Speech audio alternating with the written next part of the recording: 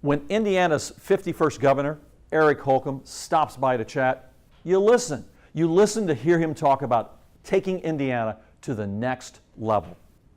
I'm with the 51st governor of the great state of Indiana, Eric Holcomb. It's been a pretty amazing time for you. March of 2016, Lieutenant Governor, now you're governor. Has any surprises along the way? No, every day's a holiday, every meal's a banquet. Well, you started with just an amazing agenda, the next level agenda, not only dealing with infrastructure, trying to tackle the issue of opioids, but also as we're looking at talent and how do we attract, how do we get more people trained. Can you tell us just a little bit about the talent side? Well, critically important. It's kind of the secret sauce. It's when we looked across the landscape for the entire state of Indiana, we said one of our greatest threats is our population scarcity. And once you get beyond the birth rate versus death rate, how do you not just retain what you're grooming, who you're grooming, but how do you then also attract in? And to do that, obviously you have to check the box when it comes to taking advantage of your location, meaning building out your infrastructure, how you're connecting with the rest of the world so that there are opportunities there, and making sure that you're skilling up the workforce so that you're clicking on all cylinders. But then also are you creating a cool place to live, work, and play? And these are, folks today are making decisions about where they want to soak it all in as much as work. And so therefore, this whole region, the southwestern quadrant, and the Evansville economic engine that it's become, has just been instrumental in pulling everyone together, really being a hub. I said earlier at lunch that I-69 will not just make this, the true crossroads of America. It's going to make us the crossroads of the Western Hemisphere. And when you think about the goods and services that will be up and down that line, 3 countries, we're going to attract not just a lot of attention but investment, but you've got to scale it out. So that's why it's so important to get the partners in place, the philanthropic partners, the corporate partners, of course the government leadership, all expressing the courage and the will to implement and stay devoted or disciplined to focusing on that plan and implementing that plan. And that's what's been happening down here. So the resources that the state of Indiana, the skin that we put in, has, I won't say been dwarfed by the overall investment, but it served the exact purpose. It became a magnet for others, and success attracts success. And so we're seeing that in Evansville, in this region. We're seeing that in Fort Wayne. We're seeing that in South Bend. So absolutely, we want to do more of it. When it's working, we want to do more of it. If it's not, we want to do less of it.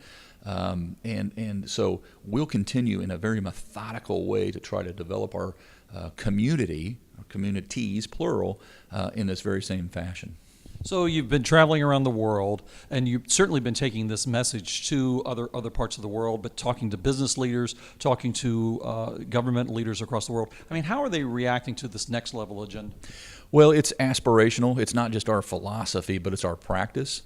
And in today's global climate, look, we understand that every single business in the state of Indiana has 49 other options, state-wise, and they have countless options globally. And so we want to always make sure that they know we don't take them for granted, that they know that we appreciate how they've helped us build our communities. And again, when you see companies like Toyota just up the road continue to invest in our people and our communities, and Barry, and the 2 hospitals here, and Vectren, and Old National Bank that, many would say really helped get this ball rolling here where we stand right now.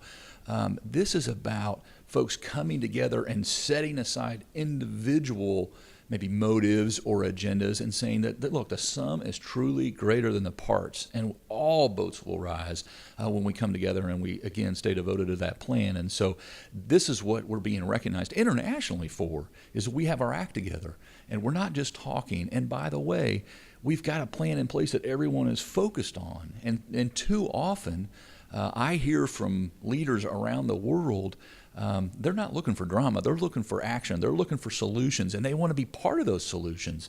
And so it has been a real joy for me. Something I'm proud to do is to share, to sell and tell the Indiana success story, because we don't have to embellish.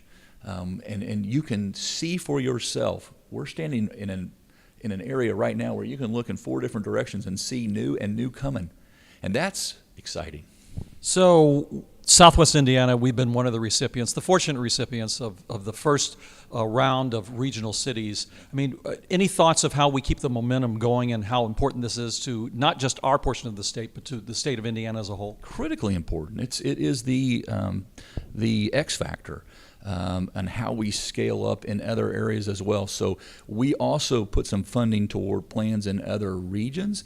We're also looking at all state agencies, how we make our investments in 2019 and beyond, whether it's with the Office of Community and Rural Affairs, whether it's with the Indiana Department of Transportation, any of our health organizations, be FSSA, Department of Health, Child Services, how we're tapping into that synergy, harnessing all of our resources and not wasting or spilling them, and coming at this in a very methodical. That was the thought behind regional cities. And so this is truly going to be the model going forward in all regions, be it in workforce, our public health, et cetera. And so we're really taking this to the next level. Fortunately, we have learned so much because of that first round of regional cities. Now, though, that revenue came from an amnesty program, $42 million. It far exceeded the initial guesstimate on what it would be. So we were able to do 3, not 2. And since then, we've seen you all knock it out of the park. And so, again, back to we want to do more of it, and that will not just inspire us to do more, but it'll inform us how to do more. And again, we're in a fortunate situation here in the state of Indiana where when we say we're going to do it, we do it. So 2019 is another legislative session coming around. It'll be the budget session. Any general themes or anything we should expect coming out of your administration? Well, we'll address, and you'll see this before we even get to 2019, we'll address some issues that require immediate attention, such as school safety. What are we not doing? What are we doing? What do we need to do more of? Department of Child Services, we'll have some fixes in place to start to bend that trajectory down. We'll have a report come to me shortly that will inform us how we got off track and how we get back on track. And so I'm excited about those updates forthcoming. But then no, surprise, we're going to be focused on doing everything that we can to further diversify and strengthen our economy statewide.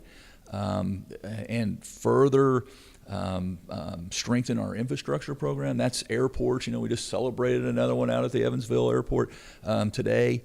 A connection today. Our water ports. You benefit from being, again, back to location, ports, water and air, I-69, 64, broadband, how we connect stitch our rural communities, because, we talked a little bit about population scarcity, but we're also looking at a lot of demographic trends and the urbanization of the world.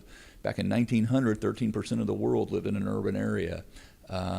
Today, it's 56%. If we stay on this current trajectory, the current trend says in 2050, 70%. So how do we make sure that we're doing everything that we can to keep our smaller communities stitched in, networked in? Again, it goes right back to that community and that regional city approach. And so we'll focus on those connections, those infrastructure connections, including some water issues, the inventory of our quantity and quality of water, making sure that we're strengthening, that means the health and wealth and wisdom levels of our workforce.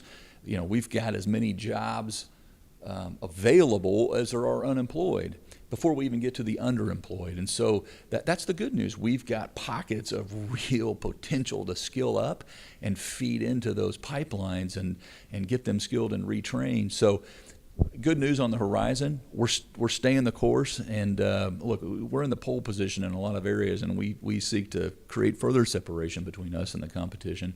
And then there are some areas where, quite frankly, we're not in the first row, so we've got to work hard to make sure that we're getting healthier as a state, so that we can truly realize our full potential. One last question, and you would probably be remiss in asking about this. We need to find out, how is Henry Holcomb doing? I understand he's here in Indiana's Great Southwest right now. Well, I mean, 1,700 folks are coming into town from all 92 counties, and he wouldn't miss it for the world. And so I'm sure he thinks it's all about him, but I won't correct it. Thank you, Indiana's 51st Governor Eric Holcomb, for being a part of Indiana's Great Southwest.